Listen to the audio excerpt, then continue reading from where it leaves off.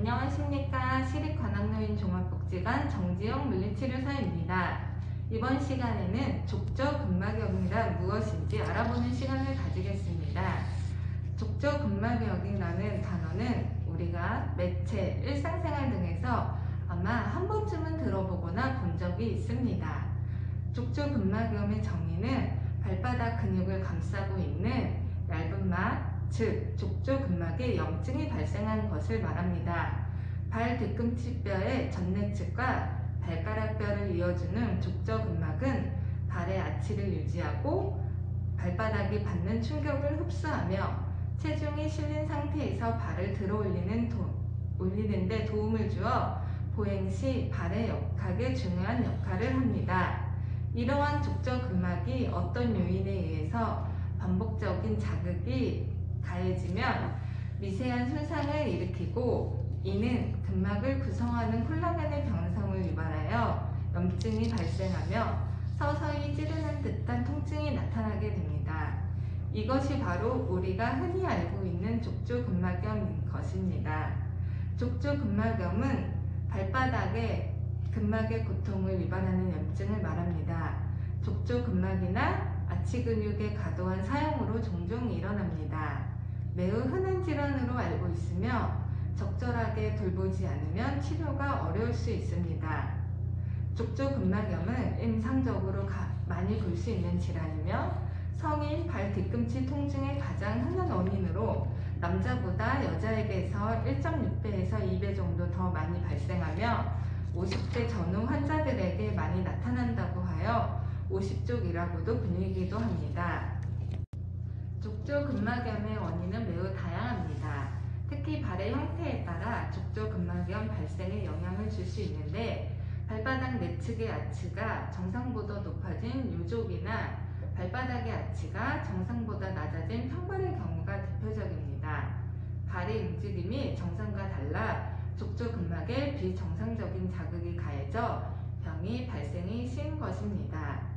또한 다리 길이의 차이, 발의 과도한 회내, 변형, 하태부 근육의 구축 또는 약화 등이 있는 경우에도 족저근막염이 발생하기도 합니다. 족저근막의 발 뒤꿈치 뼈의 부착 부위에 뼈 조각이 튀어나온 사람들 중 일부에서 족저근막염이 발생하기도 합니다. 그러나 이와 같은 해부학적 이상이 족저근막염의 원인이 되는 경우보다는 발의 무리한 사용이 원인, 즉 특히 발 뒤꿈치 부분에 하중이 가해져서 족저근막염이 발생하는 빈도가 훨씬 높습니다. 즉 평소 운동을 하지 않던 사람이 갑자기 많은 양의 운동을 하거나 장거리의 마라톤 또는 조깅을 한 경우 발바닥이 딱딱한 장소에서 발바닥에 충격을 줄 수 있는 운동을 한 경우, 비만한 경우 발을 디딜 때 체중이 충격이 직접 받기 때문에 정상 체중보다 족저근막염의 발생 가능성이 높아집니다. 또한 오래 서 있는 직업을 가진 사람, 너무 딱딱하거나 쿠션이 없는 구두의 사용, 하이힐의 착용 등 족저근막의 비정상적인 부하가 가해지는 조건에서 족저근막염이 발생하는 경우가 흔합니다. 그 밖에 당뇨, 관절염 환자에서 족저근막염이 동반되는 경우가 있습니다. 발 뒤꿈치에 치방 패드가 적어지는 중년 이후 아킬레스건이 긴장되어 있거나 종아리 근육이 단축된 경우 등 역시 족저근막염을 유발할 수 있습니다. 족저근막염의 증상입니다. 자각할 정도가 되어도 심해지기 전까지는 무시하는 경향이 있습니다. 아침에 일어나서 처음 땅에 디딜 때 가장 아프고 이후 익숙해지면 또 통증이 사라지기 때문입니다. 하지만 장기 방치하면 증상이 심해져 계속 아프게 되고 치료가 되어도 재발이 잘 되는 질병입니다. 족저근막염의 증상 중 특징적인 점은 아침에 일어나서 첫 걸음을 걸을 때 수면 중에 수축되어 있던 족저근막이 퍼지면서 심한 통증을 느끼게 되는 것이지만 모두 같은 증상을 겪는 것은 아닙니다. 족저근막염 통증은 주로 발 뒤꿈치 혹은 발 뒤꿈치 안쪽에 발생하고 발 뒤꿈치뼈 전내측 종골 결절 부위에 누르면 찌릿한 통증이 발생하기도 합니다. 발가락을 발등 쪽으로 구부리면 족저근막염의 통증이 심해지기도 합니다. 주로 가만히 있을 때는 통증이 없다가 움직이기 시작하면 통증이 발생하고 일정 시간 움직이면 통증이 다시 줄어드는 양상이 많습니다. 진행된 족저근막염 경우 서 있을 때 뻣뻣한 느낌이 지속되고 기상 후 오랜 시간 걷거나 서 있어도 통증의 정도가 심해지는데 이러한 증상과 통증의 강도는 처음 발생 이후로 일정 기간 점진적으로 심해지며 보행에 장애가 생기면서 무릎이나 고관절, 척추에도 2차적인 문제를 발생시킬 수 있습니다. 족저근막염의 치료에 대해서 말씀드리겠습니다. 치료에는 크게 보존적 치료와 수술적 치료가 있습니다. 먼저 보존적 치료에 대해 말씀드리겠습니다.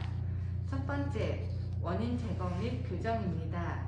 족저근막염 보존적 치료의 첫 단계는 교정 가능한 원인이 있다면 이를 바로잡는 것입니다. 초기에는 휴식, 신발 교체, 무리한 운동량, 운동 방법의 개선 등을 교정하여 족저근막염의 원인을 제거하도록 합니다. 두 번째, 스트레칭입니다. 족저근막과 아킬레스건을 효과적으로 늘려주는 스트레칭 방법으로 앉은 자리에서 발을 반대쪽 무릎 위에 올려놓고 아픈 발과 같은 쪽의 손으로 엄지발가락 부위를 감아 발등 쪽으로 올리면 발바닥의 근막과 아킬레스건이 단단하게 스트레칭 되는 것을 느낄 수 있습니다. 이때 반대쪽 손가락으로 단단하게 스트레칭된 족저근막을 마사지해주면 더 효과를 볼 수도 있습니다. 감아 올리는 동작은 천천히 시행하며 한 번 스트레칭 시 15초에서 20초간 유지하여야 하며 단 한 번에 15차례 정도 스트레칭 운동을 합니다. 하루에 10번 이상 틈나는 대로 스트레칭 운동을 해주는 것이 좋으며 특히 아침에 자고 일어났을 때는 오랫동안 앉아 있다가 걷기 시작하기 전에 미리 스트레칭 운동을 해주면 좋습니다. 세 번째, 보조기 사용입니다. 뒤꿈치 컵이 가장 널리 사용됩니다.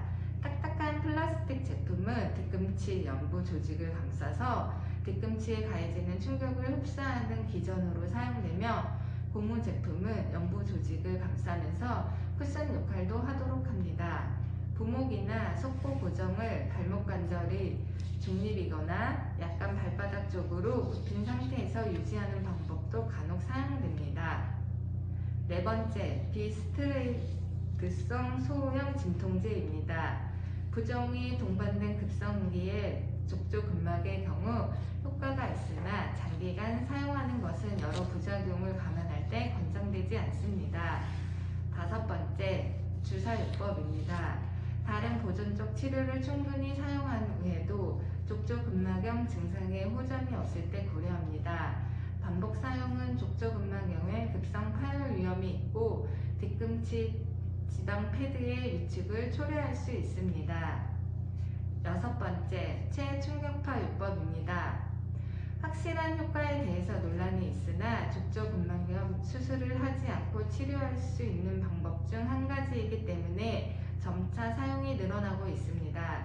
통상적으로 6개월 이상의 보존적 치료에 반응하지 않는 경우 사용할 수 있는 족저근막염 치료법으로 알려져 있습니다. 두 번째, 수술적 치료입니다. 충분한 보존적 치료를 시행한 후에도 족저근막염 호전이 없는 경우에 한하여 수술적으로 족저근막을 늘려주는 방법을 고려할 수 있습니다. 족저근막염의 주의 사용 및 예방법에 대해서 말씀드리겠습니다. 적절한 체중을 유지하고 무리한 운동을 피합니다. 여성의 경우 하이힐은 가급적 피하는 것이 좋고 굽이 전혀 없는 플랫슈즈도 좋지 않으며 쿠션이 충분한 신발을 신는 것이 도움이 됩니다. 낡아서 충격 흡수가 잘 되지 않는 신발을 신고 조깅이나 마라톤 등을 하는 것은 절대적으로 피해야 합니다. 통증이 발생했을 경우 장시간 걷기 등 무리한 운동도 삼가는 것이 좋고 종아리 근육이 뭉치지 않도록 마사지, 족욕 등도 자주 해주는 것이 좋습니다. 아킬레스건과 족저근막 스트레칭을 자주 하는 것도 증상 개선에 도움이 되는데, 스트레칭 방법은 우선 팔을 앞으로 벌리고 양손으로 벽을 짚은 채 서서 한쪽 발을 다른 쪽 다리에서 한 발 정도 뒤로 위치한 상태로 뒷다리 무릎이 구부러지지 않도록 유지하며 천천히 몸을 앞으로 기울입니다. 이 자세를 수초간 유지하다 풀어주는 동작을 반복하며 다리를 바꿔 같은 동작을 반복하는 방법입니다. 또한 발바닥 근육의 긴장을 풀기 위해 테니스 공 등을 이용하여 발바닥 안쪽 마사지 등을 시행하는 것도 좋습니다. 일반적으로 족저근막염은 특별한 치료 없이도 천천히 증상이 좋아지는 자한성 질환으로 알려져 있습니다. 그러나 족저근막염이 좋아지기까지는 약 6개월에서 18개월가량의 시간을 요하여 무작정 나아질 때까지 기다리기 어려운 점이 있습니다. 특별한 합병증이 알려져 있지는 않지만 족저근막염을 장기간 방치하면 일상생활에까지 지장을 초래할 수 있고 보행에 영향을 주어 무릎, 고관절, 허리 등에도 이상을 초래할 수 있으므로 주의를 요합니다. 모든 질환은 초기 관리가 중요합니다. 통증은 몸에서 보내는 신호이니 통증이 발생하면 원인이 무엇인지 또한 통증에 대해서 즉각적인 처치 및 유발 요인을 없애주는 것이 빠른 증상 개선에 도움을 줄 수 있어 통증이 발생하면 이른 시일 내 진단을 받고 치료하는 것이 좋습니다. 이상으로 오늘 시간에는 족저근막염에 대해 알아보는 시간을 가졌습니다. 시립관악요인 종합복지관에서는 또 다른 소식으로 다음 시간에 만나 뵙겠습니다. 감사합니다.